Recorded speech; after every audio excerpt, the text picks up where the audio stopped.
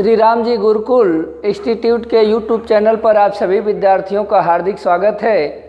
विद्यार्थी, आज हम पढ़ेंगे एडिशन ऑफ सर्ड्स यानी कि करड़ी का जोड़।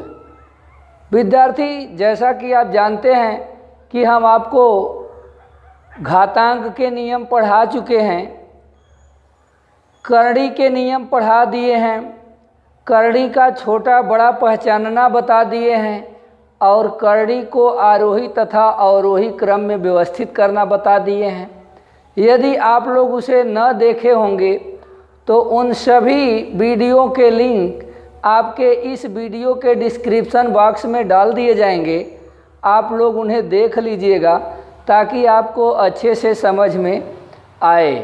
तो आइए विद्यार्थी, सबसे पहले आप देखिए करड़ी का जोड़, इसके बाद घटाना, गुणा और भाग भी आपको देखने को मिलेगा, लेकिन सबसे पहले आप करड़ी का जोड़ देखिए। तो करड़ी का जोड़ विद्यार्थी, जैसे आप बीज गणित में ए और ए को जोड़ते थे अथवा चर पद को जोड़ते थे, थोड़ा सा उससे मिलता जुलता है, लेकिन इसमें नियम का है, शर्त क्या है। पहली बात तो मान लीजिए है कि जोड़ने के लिए करड़ी की घात समान होनी चाहिए तथा करड़ी के अंदर की संख्या भी समान होनी चाहिए। जैसे यदि देखिए यहाँ पर कुछ भी घात करड़ी का लिखा हुआ नहीं है तो इसका मतलब हम करड़ी की घात 2 मानते हैं। तो जब यहाँ पर दोनों करड़ी की घात समान है और करड़ी के अंदर की संख्या भी समान है तो विद्यार्थी इन करड़ी के गुणांक जुटते हैं। देखिए यहाँ पर आपको कोई गुणांक नहीं दिख रहा है, इसका मतलब यहाँ पर 1 गुणांक है करड़ी में 2 का। यहाँ इसका कोई गुणांक नहीं दिख रहा है, इसका मतलब 1 गुणांक है। अतः हम यहाँ इन्हें जोड़ेंगे तो जैसे ए और ए को जोड़ते थे तो 2a हो जाता था, यानी कि ए का गुणांक यहाँ पर 1 है और ए का गुणांक यहाँ पर भी 1 है। दोनों को जोड़े तो 2a हो गया। यहाँ पर आपका इनके जब गुणांक जुड़े तो ये 2a हो गया। उसी प्रकार जब हम इन्हें जोड़ेंगे तो यह 2 बाहर करड़ी में 2 हो जाएंगे। विद्यार्थी, इनकी घात भी देख लीजिए। यदि इनकी घात 3 हो और करड़ी में 2 हो प्लस घात 3 हो करड़ी में 2 हो तो भी इनके गुणांक ही जुटेंगे। यहाँ पर गुणांक 1 है और यहाँ पर भी गुणांक 1 है। अतः जब इन दोनों को आप जोड़ेंगे तो 2 करड़ी की घात 3 और अंदर 2 है तो 2 रहेगा। आगे विद्यार्थी आप देखिए, यदि करड़ी के अंदर की संख्या असमान हो, यदि करड़ी के अंदर की संख्या असमान हो तो घात समान होने पर भी यह जोड़ी नहीं जा सकती। इन्हें हमें इसी प्रकार से उतारना पड़ेगा। दूसरी बात तो विद्यार्थी आप देखें कि घात समान है करड़ी की और इनके अंदर की संख्या समान नहीं है तो भी नहीं जुड़े, उसी प्रकार उतर जाएंगे।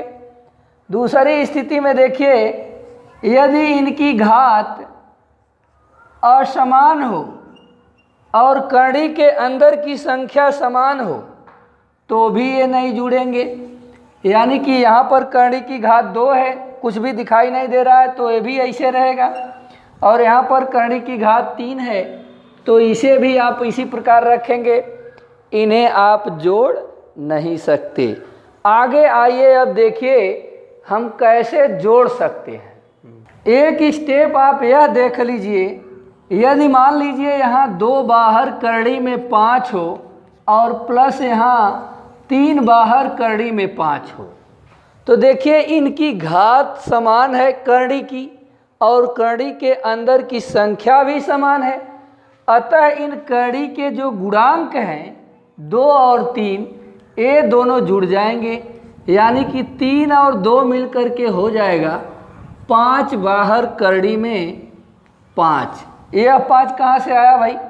यह 3 और 2 का योगफल है और अंदर की संख्या आप मत जोड़ दीजिएगा, वो तो एक बार वैसे उतरती है। कहीं 3 2 5 समझ के आप ही न समझिएगा कि यह 5 यहाँ आ गया। इसलिए मैं एक दूसरा एग्जाम्पल आपके सामने रख देता हूँ। मान लीजिए कि यह 7 बाहर करनी में 3 हो और यहाँ पर 8 बाहर करनी में 3 हो।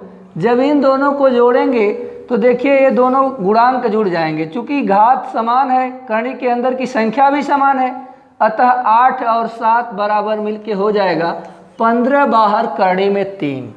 विद्यार्थी इसके अलावा कभी कभी ऐसा भी होता है कि करनी के अंदर की संख्या समान न दिख रही हो, फिर भी जब हम उनका गुणांक देखते हैं करते हैं तो हमें कुछ समानता मिल जाती है। एक एग्जाम्पल हम उस तरीके का ले रहे हैं यहाँ पर, देखिए।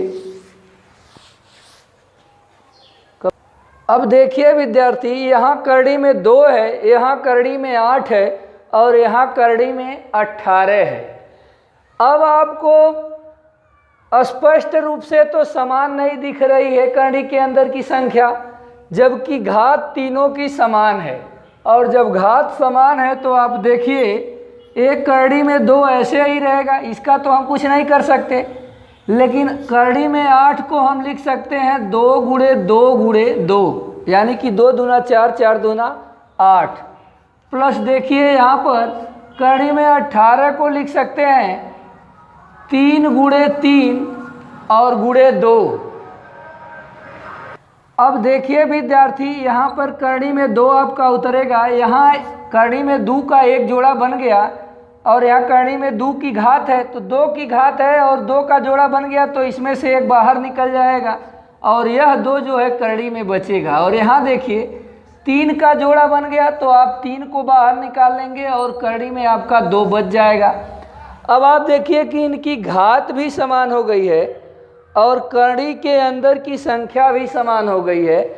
इस स्थिति में आप इनके गुणांकों को जोड़ लेंगे। यहाँ पर 3 है, यहाँ पर 2 और यहाँ पर 1, यानी कि 3 2 5 और 1 6। मतलब कि इसका हल हो जाएगा 6 बाहर करनी में 2।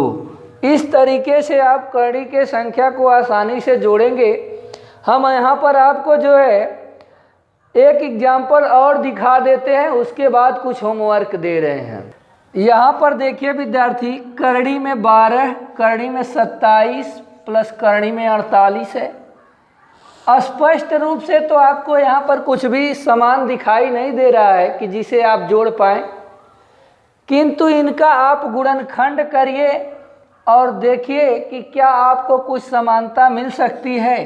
तो आप देखिए हम यहाँ पर इन्हें लिख सकते हैं 2 गुणे 2 गुणे 3, यानी 2 दूना 4, 4 तियाँ 12 प्लस करनी में 27 को लिख सकते हैं 3 त्रिका 9 और 9 त्रिक 27 और 48 को देखिए 4 चौके 16 और 16 तियाँ 48। डायरेक्ट ऐसे भी कर सकते हैं और आपकी इच्छा ले तो 2 गुणे 2 गुणे 2 गुणे 2 करके तब 3 करिए, आपकी मर्जी। लेकिन 4 चौके 16, 16 तियाँ 48 हो जाएगा। अब विद्यार्थी देखिए यहाँ पर 2 का जोड़ा बन गया, यहाँ पर आपका 3 का जोड़ा बन गया और यहाँ पर एक आपका 4 का जोड़ा बन गया। इस प्रकार यहाँ आपका जो है 2 बाहर निकल जाएगा, करनी में बचेगा 3 प्लस यहाँ देखिए एक 3 बाहर निकल जाएगा और करनी में आपके पास बचेगा 3 प्लस यहाँ देखिए 4 का जोड़ा बन गया, तो 4 बाहर निकल जाएगा और करनी में बचेगा 3। अब देखिए विद्यार्थी की करनी की घात भी समान है और करनी के अंदर की संख्या भी समान है, और जब इस स्थिति में हो तो इनके गुणांकों को हम जोड़ लेते हैं, यानी कि 4 3 7 और 7 2 9 बाहर करनी में 3। यह जो है आपका इस प्रश्न का हल हो जाएगा। इस तरीके से हमें उम्मीद है कि आपको यह अच्छे से समझ में आया होगा। अब हम आपको 2-4 होमवर्क दे रहे हैं, आप उन्हें हल करके हमारे व्हाट्सएप नंबर पर अथवा कमेंट बॉक्स में भेज सकते हैं। आइए आप होमवर्क देखिए। तो विद्यार्थी देखिए, आपके सामने 4 क्वेश्चन आपको दिए जा रहे हैं। आप लोग इन्हें अच्छे से हल करिएगा। इनका गुणनखंड करके बारी बारी से चेक कर लीजिएगा कि उसमें से क्या निकल सकता है और क्या कड़ी में बचेगा। आप आसानी से कर लेंगे, आपको कोई असुविधा नहीं होगी। फिर हम आपसे अगले वीडियो में मिलेंगे इससे थोड़ा जटिल प्रश्नों के साथ। तब तक के लिए आप लोग इन्हें हल करिए और आप लोगों को हरिओम, जय हिंद, जय भारत।